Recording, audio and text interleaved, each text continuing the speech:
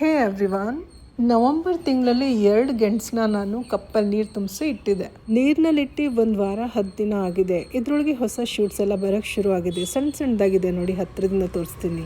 ಆರಂಭದಲ್ಲಿ ಸ್ವಲ್ಪ ಕೇರ್ ತಗೊಂಡೆ, ಆಮೇಲೆ ಮರ್ತು ಹೋದೆ. ನೀರು ಕೂಡ ಕಮ್ಮಿ ಆಗೋಗೋದು, ಎಲೆ ಒಣಗೋಗೋದು. ನೋಡಿ, ಫೆಬ್ರವರಿ ತಿಂಗಳಲ್ಲಿ ಇದನ್ನು ನೆಟ್ಟನಾಥ ತಗೊಂಡು ಬಂದಿದ್ದಾರೆ. ಬೇರುಗಳಂತೂ ತುಂಬ ಚೆನ್ನಾಗಿ ಬಿಟ್ಕೊಂಡಿದೆ. ಸಂಕ್ರಾಂತಿ ಟೈಮಲ್ಲಿ ಬಂಪರ್ ಹಾರ್ವೆಸ್ಟ್ ಮಾಡಿದ್ವಿ. ಆ ಟೈಮಲ್ಲಿ 2 ಜನ ಕಮೆಂಟ್ ಮಾಡಿದ್ರು ಇದನ್ನು ಬೆಳೆಸೋದು ಹೇಗೆ ಅಂತ. ಅದಕ್ಕೋಸ್ಕರ ಈ ವಿಡಿಯೋ ಮಾಡ್ತಾ ಇರೋದು.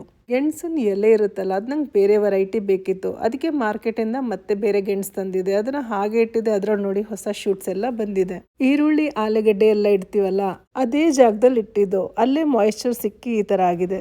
ಇದು ಏಪ್ರಿಲ್ ತಿಂಗಳಲ್ಲಿ ಹಿಡ್ದಿರೋಂಥ ವಿಡಿಯೋ. ಮನೆಗೆ ಬಂದವರು ಗೆಣಸು ಬೆಳೆಸ್ಬೇಕಂತ 2 ಇಸ್ಕೊಂಡು ಹೋದ್ರು. ಉಳ್ದಿರೋದು 1ನ ನೆಟ್ಟಿದ್ವಿ. ಮುಂಚೆ 2 ನೆಟ್ಟಿದ್ವಲ್ಲ, ಅದನ್ನು ನೆಟ್ಟಿ 6 ತಿಂಗಳಾಗಿದೆ. ಈಗ ಏಪ್ರಿಲ್ ತಿಂಗಳಲ್ಲಿ ನೆಟ್ಟಿದ್ದು ಅದು 4 ತಿಂಗಳಾಗಿದೆ. ಗೆಣಸು ನೆಟ್ತಿರಲ್ಲ, ಅದ್ರ ಮಣ್ಣು ಮರಳಾಗಿರ್ಬೇಕು, ಆವಾಗ ತುಂಬ ಚೆನ್ನಾಗಿ ಗ್ರೋ ಆಗುತ್ತೆ. ಇದನ್ನ ಹಾರ್ವೆಸ್ಟ್ ಮಾಡಬೇಕಾದ್ರೇ ಒಂಥರ ಕ್ರೇಜ್ ಇರುತ್ತೆ. ಸಖತ್ ಎಕ್ಸೈಟೆಡ್ ಆಗಿರ್ತೀವಿ. ಎಷ್ಟು ಗೆಣಸು ಸಿಗ್ಬೋದು, ಇನ್ನೂ ಎಷ್ಟು ಆಳದಲ್ಲಿ ಬೆಳ್ಕೊಂಡಿದೆ. ಡ್ರಮ್ಮಲ್ಲಿ ಫುಲ್ ಕೆಳಗಡೆ ಗಾರ್ಡನ್ ವೇಸ್ಟ್ ತುಂಬಿಸಿ ಮೇಲ್ಗಡೆ ಮಣ್ಣು ತುಂಬಿರ್ತೀವಿ.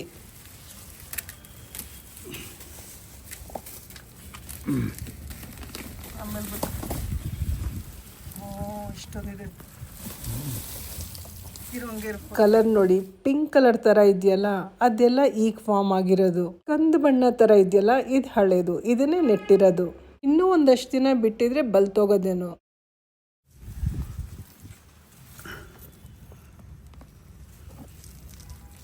ಇನ್ನೂ ಇದೆಯಾ?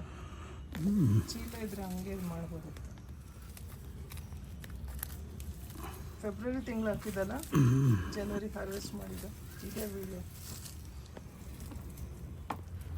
ಎಷ್ಟೊಂದೈತೆ ತೋರ್ಸ.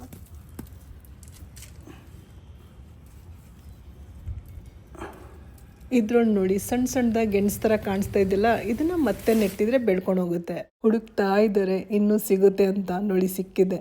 ಹಾರ್ವೆಸ್ಟ್ ಮಾಡಿಕೊಂಡು ವಿಡಿಯೋ ಶೂಟ್ ಎಲ್ಲ ಮಾಡಿಕೊಂಡು ಲಾಸ್ಟಲ್ಲಿ ಮತ್ತೆ ಹುಡುಕ್ತಾ ಇರೋದು. ಟೋಟಲ್ ಆಗಿ ಇನ್ನೂ 2 ಸಿಕ್ತು. ಗೆಣಸು ಬೆಳೆಯೋದಕ್ಕೆ 3 to 4 months ಟೈಮ್ ಬೇಕಾಗುತ್ತೆ. ವೆರೈಟಿ ಮೇಲೆ ಡಿಪೆಂಡ್ ಆಗಿರುತ್ತೆ.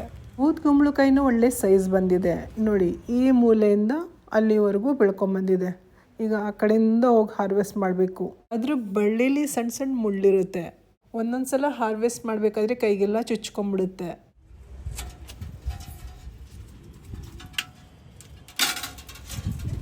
ಊದ್ಗುಂಬಳಕಾಯಿ ಮೇಲೆ ಸುಣ್ಣ ಥರ ಇದೆಯಲ್ಲ, ಅದೇನಂತ ಕಮೆಂಟ್ ಮಾಡಿ ತಿಳಿಸಿ. ಸೈಜ್ ಮಾತ್ರ ಸೂಪರ್ ಆಗಿದೆ. ನಾನಂತೂ ಗೆಣಸನ್ನ ಬೇಯಿಸ್ಕೊಂಡು ತಿಂತಾ ಇದ್ದೀನಿ, ಪುದೀನ ಪೌಡ್ರ್ ಹಾಕ್ಕೊಂಡು. ವಿಡಿಯೋ ಇಷ್ಟ ಆಗಿದ್ರಲ್ಲಿ ಒಂದು ಲೈಕ್ ಮಾಡೋದು ಮರಿಬೇಡಿ. ಮತ್ತೆ ಸಿಗೋಣ ಇನ್ನೊಂದು ಒಳ್ಳೆ ವಿಡಿಯೋ ಜೊತೆ. ಅಲ್ಲಿವರೆಗೂ ಧನ್ಯವಾದಗಳು.